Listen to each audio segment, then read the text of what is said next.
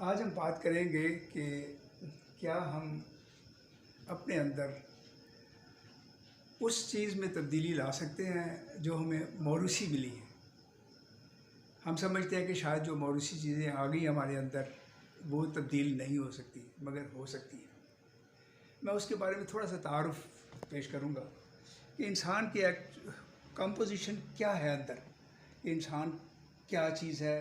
इसके अंदर कम से कम 30 ट्रिलियन सेल्स हैं और हर एक सेल जो है उसकी कंपोजिशन कुछ इस तरह होती है कि इसके बाहर एक मेम्ब्रेन होती है जो सेल मेम्ब्रेन इसको कहते हैं, और इसके अंदर इसको ब्रेन होता है।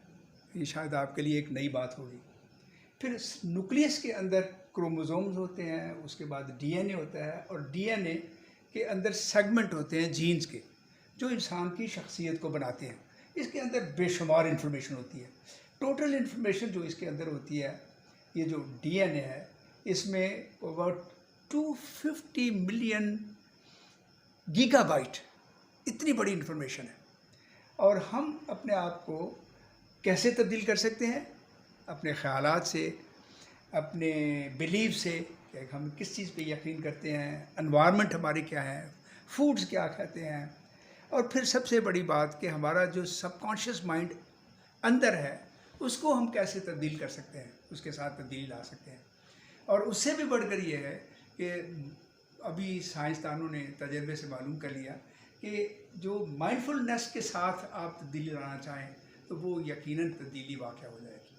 बस से मुझे याद आ गया, एक माँ बच्चे से कह रही थी कि तुम बड़े अच्छे मिजाहिया हो गए हो, बड़े अच्छे लतीफ़े सुनाते हो, बिल्कुल अपने बाप की तरह हो। तो you seem to have gene of your father. वो कहता है, अम्मा वो जीन तो बहुत बड़ी होगी मेरे लिए। मतलब में वो समझा कोई पैंट है। तो आज हम पैंटें चेंज करने नहीं आए, आज हम जीन की बात करने आए हैं। वो जीन जो इंसान के अंदर इंसान की शख्सियत को बनाता है। मैं थोड़ा सा इसकी इब्तिदा करूँगा उस याददाश्त से जो आज से मैंने 60 साल पहले शायद फिज़ियोलॉजी जब पढ़ी थी पुराने ज़माने में, तो उसकी याद कुछ है। इंसान एक्चुअली है क्या? इंसान एक मजमूआ है अबाउट 30 ट्रिलियन सेल्स का। 30 ट्रिलियन सेल, और हर एक सेल जो है वो एक पूरा इंसान है। इसका मतलब है कि अगर एक इंसान को ले तो उसमें 30 ट्रिलियन इंसान बन सकते हैं। और उसकी मिसाल मैं आपको बताता हूँ कि जो ब्रिटेन ने एक दफ़ा एक भेड़ से एक सेल लेके उससे पूरी एक भेड़ बना दी। उसका नाम उसने डॉली रखा। आप कहीं इंटरनेट पे देख लें तो डॉली थी। तो वह इसका मतलब है कि इंसान के अंदर इतनी ज़बरदस्त अल्लाह ताला ने क़ुव्वत और बहुत कुछ दिया हुआ है। अब ये जो इंसान का बॉडी है ये भी कोई इस तरह कांस्टेंट नहीं है जैसे हम समझते हैं कि शादी है बॉडी इतनी है। ये हर 7-10 साल तक पूरी बदल जाती है। हर रोज़ हमारे सेल लाखों की तादाद में मरते भी हैं और नए भी बन रहे हैं। और हर एक सेल इतना ज़बरदस्त है। अब मैं सिर्फ सेल के ऊपर आ गया कि एक सेल क्या है। एक सेल यूँ समझिए एक छोटा सा गोल सा तसव्वुर कर लें। उसके एक मेम्ब्रेन होती है और एक उसमें सेंटर में उसका न्यूक्लियस होता है और बाकी साइटोप्लाज्म होते हैं, बहुत सारी चीज़ें होती हैं। इनको हमारे इस वक्त वो नहीं है हमारा टारगेट। हमारा टारगेट इस वक्त उसका न्यूक्लियस है। और न्यूक्लियस के अंदर फिर क्रोमोसोम्स होते हैं। आपने अक्सर देखा होगा, बचपन से ही हम सुनते आए हैं कि माँ बाप के जो क्रोमोसोम्स होते हैं उससे बंदे की शख्सियत बनती है। वो हमारे उसके साथ अंदर बच्चे में चले जाते हैं तो उसी तरह शख्सियत बन जाती है जिस तरह हमारे माँ बाप होते हैं। मगर वो मैं कहूँगा कुछ ऐसे नहीं है, क्योंकि क्रोमोसोम्स में जो भी इसकी सेटअप है उसमें 99% तो सारे इंसानों में कॉमन है। एक इसीलिए हमारे 2 हाथ हैं, आंखें हैं, मुंह है, नाक है, पूरा निज़ाम चल रहा है। बॉडी का पूरा निज़ाम चल रहा है अंदर, और वो सारे वो कंट्रोल कर रहे हैं। 1% let say out of that whole lot वो ऐसा है जिससे इंसान की एक अलग शख्सियत बनती है। जैसे मेरी एक शक्ल है, मेरे हाथ की लकीरें हैं, मेरी आँखें हैं, मेरी आवाज़ है, मेरे बनावट में खसूसियत जो हैं वो 1% की वजह से, और उस 1% को हम बदल सकते हैं। बाकी 99% तो वो ही रहेगा, ऐसी हैं। अगर खुदा ना खास्ता कोई पैदा हुआ जिसकी बाजू एक नहीं है तो उसका मतलब कहीं गड़बड़ हो गई है। अच्छा, अब ये तो हो गया, मैं इसको थोड़ा सा इस तरह करके बताऊंगा। जो क्रोमोसोम्स होते हैं वो कोई 23 पेयर्स होते हैं, एक माँ से एक बाप से, तो 46 नंबर बनते हैं टोटल। ये तो ऐसे बाय द वे बात आ गई, अब इस वक्त उसका वो मौजू नहीं है।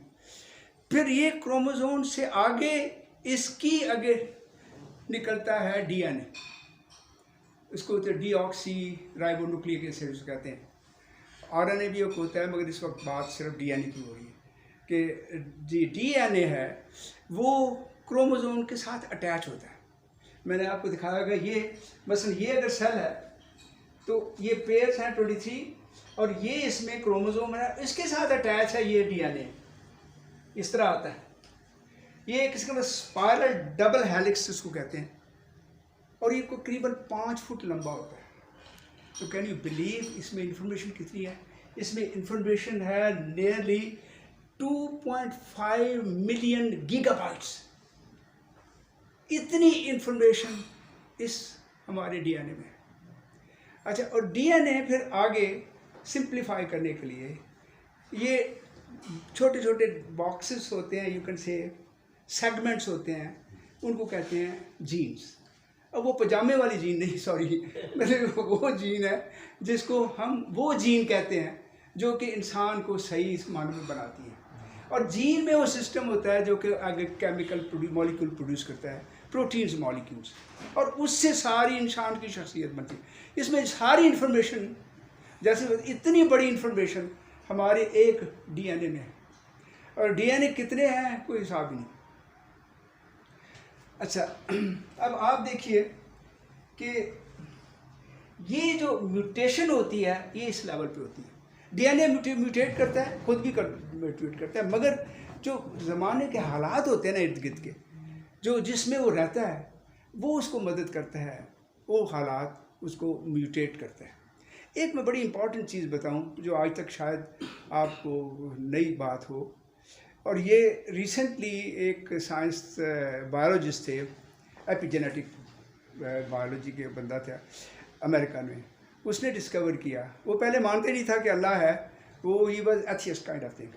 जब उसने ये सारा स्टडी किया तो कहने लगा yes I believe now everything. तो उसने ये कहा कि ये जो मेम्ब्रेन है, सेल मेम्ब्रेन, एक्चुअली इसके अंदर ब्रेन है। अब आप अंदाज़ा करिए अगर 3 ट्रिलियन या कितने 30 ट्रिलियन सेल्स हमारे अंदर हैं, तो 30 ट्रिलियन सेल मेम्ब्रेन ब्रेन्स हैं, और हम हर रोज़ एक दूसरे से इंटरेक्ट करते हैं, बातें करते हैं, सुनते हैं, एक्सपीरियंस करते हैं नई नई चीज़ें। तो वो प्रैक्टिकली वो सारी इंफॉर्मेशन ये जो मेम्ब्रेन है वो ट्रांसफ़र कर रही है, क्योंकि मेम्ब्रेन ये नहीं कि सॉलिड मेम्ब्रेन है, उसमें भी पोर्स काइंड ऑफ होता है कि इंफॉर्मेशन जा सके, वो जा रही है आपके अंदर through chromosome, through DNA to your genes. इसका मतलब ये हुआ कि हम जो भी करते हैं, जो भी सुनते हैं, जो भी हमारे बिलीव्स हैं, जो हमारे थॉट्स हैं, वो उसको जो अंदर हमारी जेनेटिक मेकअप, जीन्स की मेकअप है, जो प्रोटीन्स बनाती है जिससे हमारा स्ट्रक्चर बनता है, उसको वो तब्दील कर सकते हैं। एक बड़ा इम्पोर्टेंट बात यह है। इसका मतलब यह है कि हम वो नहीं हैं या वो नहीं बन सकते, रह सकते जो पैदा हुए थे, जो मौरूसी तौर पे हमें मिला। मसलन किसी को डायबिटीज़ है, किसी के फादर को डायबिटीज़ है, मदर को डायबिटीज़ है, जब उसका बच्चा पैदा होगा तो ये ट्रांसमिट होगी। मगर आपके पास इतनी अल्लाह ताला ने क़ुव्वत दी है कि आप इसको मॉडिफाई कर लें। अब विस्कॉन्सिन यूनिवर्सिटी में, इस तरह फ्रांस में, फिर इधर स्पेन में कुछ लोगों ने ये तजुर्बात किए हैं, जिसमें देखा कि इस तरह आपकी जेनेटिक चेंज वाक़या हो सकता है, और अगर कोई बीमारी है या आपने अपनी बॉडी में कोई नई चीज़ लानी है तो भी आप कर सकते हैं। उन्होंने एक कंट्रोल ग्रुप रखा, एक को ख़ास उन हालात में रखा जिसमें वो चेंज कर सकते हैं। क्या कुछ हालात होते हैं? आपने एक छोटी सी बात है, आपने देखा होगा कि इसको क्या कहते हैं, ये प्लेसिबो, डॉक्टर सब जानते हैं प्लेसिबो इफेक्ट क्या होता है। हम बीमार होते हैं ना, तो बच्चे को या खुद बंदा खुद जाए डॉक्टर के पास, आधा तो रास्ते में ही उसको तसल्ली हो जाती है, यार मैं डॉक्टर के पास जा रहा हूँ, अब तो मैं ठीक हो जाऊँ, हालांकि अभी तक उसने दवाई नहीं ली।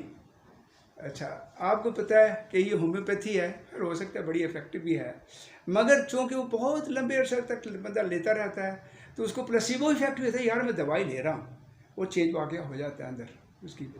अच्छा, तो इसलिए ये एक होता है प्लेसिबो इफेक्ट के पॉजिटिव इफेक्ट, कि आप डॉक्टर के पास गए, आपने पता है यार अब तो मैं ठीक आ गया हूँ, सही डॉक्टर, कॉम्पिटेंट डॉक्टर है, अब मैं ठीक हो जाऊँगा। उसने बेशक वो आपको सफ़ेद गोली दे दे, बगैर उसकी मिट्टी गोली दे दे, आप उसी से 50% लोग तो ऐसे ठीक हो जाते हैं। और बाकी मेडिसिन का असर भी होता है, आई डोंट डिनाई कि मसलन अगर एंटीबायोटिक दिया है आपने किसी को, तो अगर बैक्टीरिया अंदर है वो किल हो जाएंगे, ज़ाहिर इन्फेक्शन दूर हो जाएगी, मदद करेगी, मगर बहुत सारा काम बॉडी खुद करती है। यानी ये जो आप मेडिसिन लेते हैं ना, वो एक किस्म का सपोर्टिंग एजेंट होता है। और एक होता है ना प्लेसिबो, एक होता है नोसिबो इफेक्ट, मतलब नो इफेक्ट। मैं उसके ऑपोजिट की सिर्फ 2 मिसालें बताता हूँ। अभी एक मैंने पढ़ा था कि कोई अमेरिका में कोई बंदा था, उसको सज़ा होगी मौत की, तो साइंसदानों ने कहा कि जब ये मौत की सज़ा होगी, चलिए इसको एक्सपेरिमेंट, मर तो जाने बंदे ने, इसको इलेक्ट्रिक चेयर पे लगाएंगे या कुछ जो भी करेंगे, तो हम इससे एक एक्सपेरिमेंट करते हैं। उन्होंने कहा अच्छा भाई तुमने please would you offer your self for this experiment के लिए। कहने लगा जी ठीक है, मरना है ही, तो आप करने जो करना। वो बैठ गए, कहने लगे ऐसा है तुम बैठ जाओ, एक बहुत जहरीला सांप है हमारे पास, हम उसका तजर्बा करने चाहते हैं कि क्या कटने से कितनी देर में बंदा मरता है। हमें यह पता है कि सांप इतना ज़बरदस्त है कि जो ही काटेगा बंदा मर जाएगा। अच्छा, वो बिठा दिया, आंखें बंद कर दी उसकी, सांप लाए, 2 पिन के साथ प्रिक किया, बंदा मर गया। हालांकि सांप कोई नहीं था, सिर्फ पिन थे, एक नोसिबो इफेक्ट। उसको यकीन हो गया कि मैं मरना ही मरना है। इसलिए जब कहते हैं ना कोई आदमी बीमार होता है, तो जब अस्पताल में होता है, तकलीफ होता है, कहते हैं यार, वो लोग कहते हैं he has decided to die. जब कोई बंदा कहे ना, मैंने अक्सर देखा है, अपने अजीज़ों में भी देखा है कि जब वो थोड़े बूढ़े हो गए तो उन्होंने दीन की तरफ बहुत ज़्यादा आना शुरू कर दिया, नमाज़ें पढ़नी शुरू कर दी, और वो जो नहीं कर सारी उम्र किया था, शराब छोड़ दी, मतलब ये सारे बुरे काम छोड़ दिए, अच्छे काम पे आ गए। और इसका मतलब है कि ज़हनी तौर पे वो तैयार हो गए, I am going to go. और नतीजा यह कि थोड़ी देर, साल 6 महीने चले गए, अल्लाह के पास प्यारे हो गए। ये नसीबो इफेक्ट होता है। तो इसका मतलब यह कि अगर नसीबो इफेक्ट है तो प्लेसिबो इफेक्ट भी है। हम अपने आप को खूबसूरत बना सकते हैं, सेहतमंद बना सकते हैं, इंटेलिजेंट बना सकते हैं। और एक सवाल एक मोहतरमा ने किया था कि जो हमारी फाइनेंशियल इश्यूज़ होते हैं उनके लिए क्या, जो लोग हालांकि पढ़ लिख जाते हैं मगर जॉब नहीं मिलती, तो वो उसके लिए कुछ ना कुछ होना चाहिए, क्या करें उसके लिए। तो उसमें भी इसी में छुपा हुआ राज है। वो राज क्या है कि सिर्फ ख्यालात को अच्छे पर ले जाना की बात है, बिलीव बहुत स्ट्रांग होना। वो कहते हैं trust Dai Lord with all thy heart. Those लोग जो ट्रस्ट करते हैं ना अल्लाह पे, वो वाकई वो तर जाते हैं। इसलिए कहते हैं कि यकीन रखो कि ये ठीक हो जाएगा, अल्लाह पे यकीन रखो। मगर एक स्पेसिफिक एक्सपेरिमेंट जो किया उन्होंने कहा सिर्फ इतना ही काफ़ी नहीं है, तो कभी काम कर जाता है, कभी नहीं भी करता, क्योंकि इतना यकीन होना इतना आसान भी नहीं है। बिलीव इतना होना, बिलीव को पैदा करना पड़ता है। कुछ लोग जो मर्जी करें बिलीव नहीं होता। तो जो बिलीव कैसे पैदा करते हैं, अब ये ज़रा मुश्किल सवाल है। कभी इसमें बात होगी कि बिलीव क्या है, how to now inculcate believe in you. कई लोगों को बिलीव ही है ना कि आदमी जाके बम बांध के तो मार देता है अपने और 100 बंदे को मैं जन्नत में जाऊंगा, बिलीव है मेरा। अगर बिलीव नहीं, मैं कभी नहीं अपने आप को तबाह करूंगा। ये बिलीव सिस्टम जो इतना स्ट्रांग होता है कि बंदे को कुछ का कुछ कर देता है, जिंदा को मुर्दा करता है, मुर्दा को जिंदा कर देता है। मगर ये हर शख्स इतनी आसानी से नहीं करता, इसके लिए बहुत वो होती है शुरू से लेकर उसकी ट्रेनिंग। आपने देखा होगा कि ये जिस किस्म के दिमाग रखते हैं उनकी बचपन से ट्रेनिंग शुरू हो जाती है, वो बिलीफ सिस्टम मजबूत करते जाते हैं टिल दे बिकम यंग, और फिर उसके बाद वो जो उनको बिलीव किया हुआ है वो करते हैं। लिहाजा उसके लिए बड़ी मेहनत करती है बिलीव। थॉट जो है इसी तरह हर वक्त बंदे के थॉट आते रहते हैं। हमने लास्ट टाइम बात की थी इसके सबकॉन्शियस माइंड पे कि किस तरह उसको थॉट, उसमें मैंने एक गुजारिश की थी आपसे कि इस तरह भी आसान नहीं है कि सबकॉन्शियस माइंड आपका फौरी असर करे। आपको अपने अंदर वो रिलैक्स करके वो माइंड की स्टेट लानी चाहिए जिसमें वो जो बात आप करना चाहते हैं वो अब्जॉर्ब हो जाए। जो आप अफर्मेशन करने चाहते हैं उसको करने के लिए एक दुनिया से हट के वो इस लेवल पे लाना चाहिए। मुझे एक याद आ गई, अभी एक कुरान मजीद की एक आयत याद आ गई, अला इन्ना औलिया अल्लाह ला खौफुन अलैहिम वला हुम यहज़नून, कि जो अल्लाह के साथ दोस्ती करते हैं उनको ना उनको गम होता है ना खौफ होता है। अच्छा, गम होता है जो पिछला काम हो, खौफ होता है जो आने वाला वक्त है। तो जब आपको ना गम होगा ना खौफ होगा, ना माजी की फ़िक्र होगी, माजी का गम होगा, ना आइंदा की फ़िक्र होगी, तो then you are in the present moment. तो then you really have love of Allah, but you call see friendship, Allah वली अल्लाह जी ना, मतलब जो वली का मतलब दोस्ती हो जाती है। तो इसलिए ये जो वो स्टेट है इंसान की ज़हन की कि जिसमें ना तो गम हो, ना पिछला गम हो, ना आइंदा का खौफ हो, उसमें जो आप करेंगे तो वो सबकॉन्शियस माइंड में जाता है। और इस पर्टिकुलर केस में जेनेटिक में आपके लिए जो उन्होंने एक्सपेरिमेंट किया, वो ये कहते हैं कि अगर आप माइंडफुल स्टेट में, उन्होंने एक्सपेरिमेंट ये किया जो मैंने कहा 3 यूनिवर्सिटियों में किया एक्सपेरिमेंट, कि माइंडफुलनेस स्टेट में लेके जाएं। एक दफ़ा पिछली बार डॉक्टर फैसल साहब ने दिया था इसके ऊपर, माइंडफुलनेस के ऊपर, फिर दूसरी बार कहा कि इसके फ़ायदे क्या हैं। तो माइंडफुलनेस पे आप किसी भी किताब, किसी भी इंटरनेट पे, किसी भी गूगल को खोल के देख लें क्या क्या तरीके होते हैं माइंडफुलनेस, बहुत सारे तरीके हैं। मगर मैं एक सिर्फ बात बताऊंगा, वो भी कुरान के हवाले से। ये कुरान में है कि अल्लाह के नाम का ज़िक्र, अल्लाह के नाम का ज़िक्र को हाजी बस कुरिस्म रब्बी का व तबत्तल अलैहि तब्तीला, बड़ा ज़बरदस्त है कि ज़िक्र करो बस कुरिस्मा रब्बी का, अपने रब के नाम का जिक्र करो। रब का नाम क्या है? अल्लाह, बाकी सारी सिफात हैं। जब रब कहें, रहमान कहें, रहीम कहें, कुद्दूस कहें, मलिक कहें, कादिर, जो कहें उनके मीनिंग हैं। अल्लाह का मीनिंग कोई नहीं है, अल्लाह के लफ्ज़ में कोई मीनिंग नहीं है। तो ये जो उन्होंने ये माइंडफुलनेस स्टेट की है कि जिसमें कोई मीनिंग ना हो, उस स्टेट में चले जाएं 7-8 घंटे, लेट से, या 1 घंटा डेली फॉर लॉन्ग टाइम करते रहें, आपके जीन में वाकई तब्दीली आ गई। क्योंकि now you have brought your, आपने अपना वो जीन को, आपने अंदर के वो जो है आपका माइंड का लेवल, वो जो सेल के अंदर मेम्ब्रेन जो है, इसके थ्रू आपने मैसेज भेज दिया न्यूक्लियस के अंदर डीएनए और जीन में, और जीन में वो चेंज वाक़या हो गया। तो वह इतना आसान भी नहीं है कि आप कह दिए आज रात को मैंने कर दूंगा और कल वाक़या हो जाएगा, नहीं। It has to be a continuous process, काफ़ी देर तक प्रोसेस जारी रहे तो इंशाल्लाह चीज़ ये वाक़या हो जाएगा।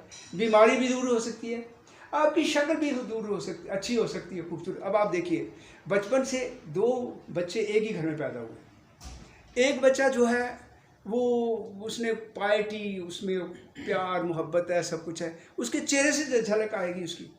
एक ही घर के 2 बच्चे हैं, वो उसमें आपको नज़र आएगा, इसमें kind of piety in the face, कुछ नूरानी चेहरा नज़र आएगा। दूसरा आदमी कुछ दूसरी तरफ चला जाता है, आपको उसके शक्ल में नज़र आएगा यार को बंदा कुछ इसका माजी ठीक नहीं रहा। ये चीज़ें आपके अंदर जब 20, 25, 50 साल चलती रही होंगी तो चेहरे बहुत चीज़ें अयां हो जाती है।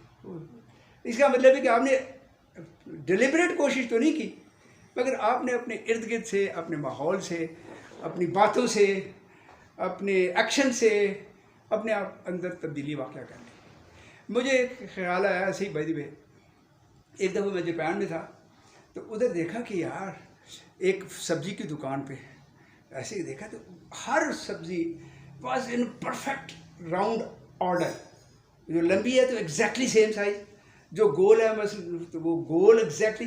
तो मैंने समझा ये किसी ने एग्जीबिशन के लिए रखा है कोई बना के मशीन से। तो मैंने कहा यार ये मशीन से ज़रा बने, कहते नो नो ये जेनेटिकली मॉडिफाइड है।